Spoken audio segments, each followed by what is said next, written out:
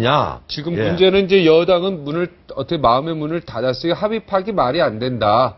이건 있을 수 없다라고 딱 선을 그었고, 지금 야당은요, 이미 벌써 합의파기를 기정사실화하고 이미 공표한 상태예요. 자, 이거 해결점을. 근데 야당이 나는 문제가 있다는 겁니다. 네.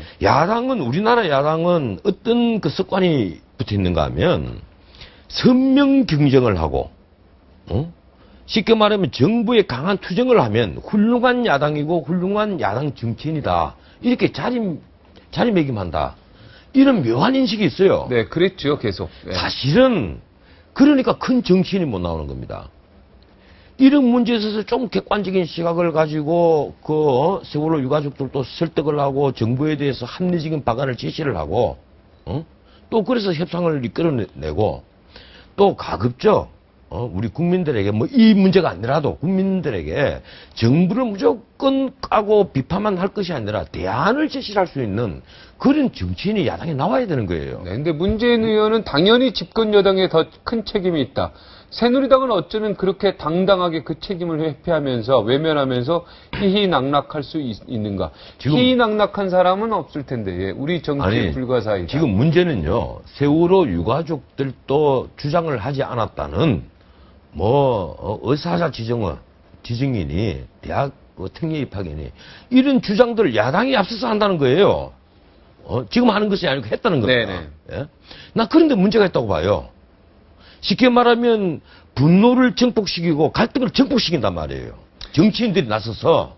자, 원내대표에게 모든 권한을 다 주겠다고 모든 결정을 해놓고 해갖고 오니까. 합의가 다 돼서 오니까 그걸 엎은 부분에 대해서는 어떻게 생각하냐요.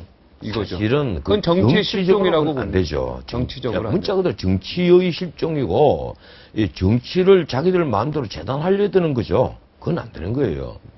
불만이 있으면 그걸 합리적으로 다시 설득을 하고 근데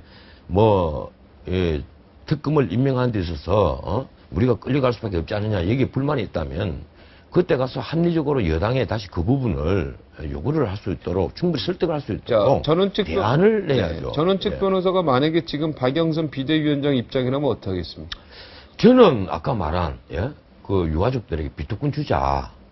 그렇게 해서 다시 재협상하겠습니까? 재협상을 나는 할 겁니다. 그리고 또 유가족들에게도 설득을 할 거예요. 제가 박영선 위원장이면 위원장 그만둘 것 같은데 느낌.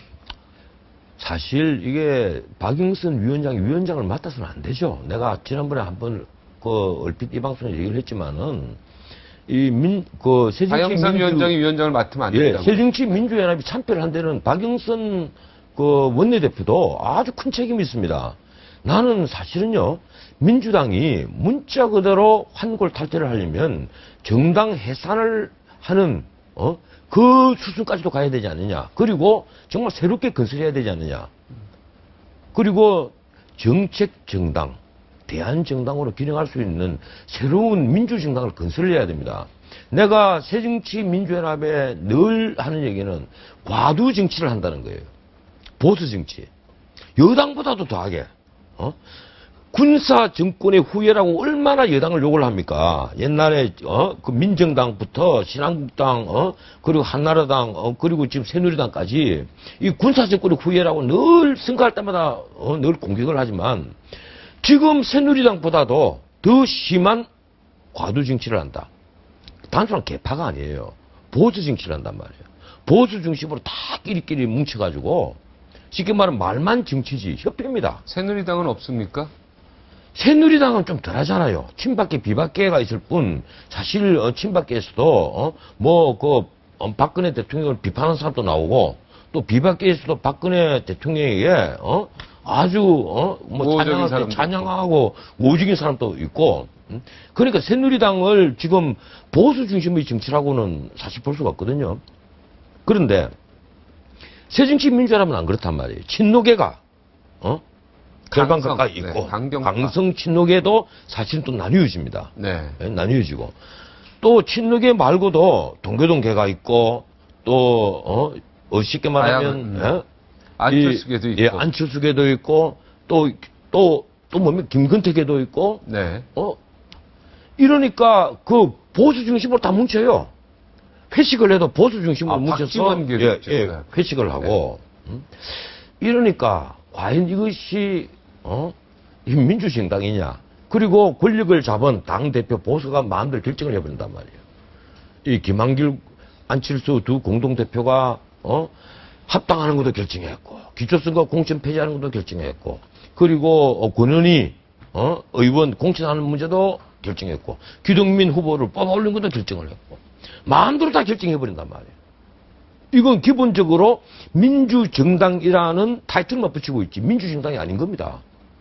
우리가 흔히 말하는 독재정당이에요. 정당민주주의가 없단 말이에요, 이게.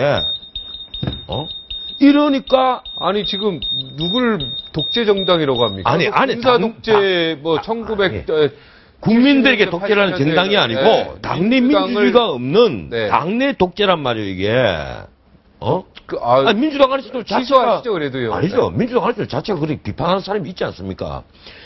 누가 있습니까? 당원들이 중위, 그리고 국회의원들이, 소속 의원들이 중위를 모은 어떤 결정이 나오는 것이 아니고, 당 대표가 독단적으로, 당 대표들이 독단적으로 결정을 해서 그걸 나중에 추인을 받는 형식을 취한다. 네. 그게 과연 민주주의입니까? 네, 일부분에 있어서 독재. 일부분이 아니죠.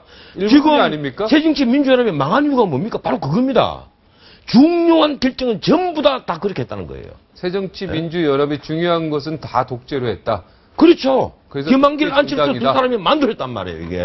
너무 중위를 모으는 절차를. 그러니까 뭐 일부분에 대해서는 인정할 수 있는데, 그거를 일부분이 아니라고 자꾸 얘기하시면. 합당을 하는, 합당보다 더 큰 정치 행위가 어디 있습니까? 민주정당에 있어서. 네. 합당보다. 그래도 일부분이라고 정정하시죠. 네, 수정하시는 게 나을 것 같습니다. 당 대표와 상대방 당 대표가 새정치민주연합을 독재 정당이라고 하는 건 좀 맞지 않습니까? 내가 말하는 것은 이 정치 전체를 독재로 하는 정당이 아니고 당내 민주주의가 없는 당내 의사결정이 독재로 이루어진다는 겁니다. 당내 의사결정이. 그거 나는 조금 더 처리할 생각 없어요. 당내 의사결정이 독재적으로 이루어지는. 그러니까 독재 정당이죠, 그게. 그래서 독재 정당이다. 빅텍터십이란 말이에요, 거기가. 과도 정치. 정동영 의원 되시는데 제가 직접 한번 물어보겠습니다. 그건 말이 안 되는 거예요. 독재 정당이 맞는가? 당내 의사결정이. 우리가 민주주의를 하려면 요사이 민주주의가 이 대의 정치고 그리고 정당 민주주의 아닙니까? 대의 정치를 하려고 하다 보니까 보수 정당 제도가 있는 거고 서로 다른 이념과 정책으로 경쟁하는 정당들이 있는 건데 정당 민주주의를 실천 못하면 나아가서 그 사람이 대통령이 되었을 때, 당의 지도자가 대통령이 되었을 때 뭐가 되겠어요? 제가 볼 때 민주주의 정당인데요. 새정치민주연합은. 글쎄요, 저는 그렇게 생각 안 합니다.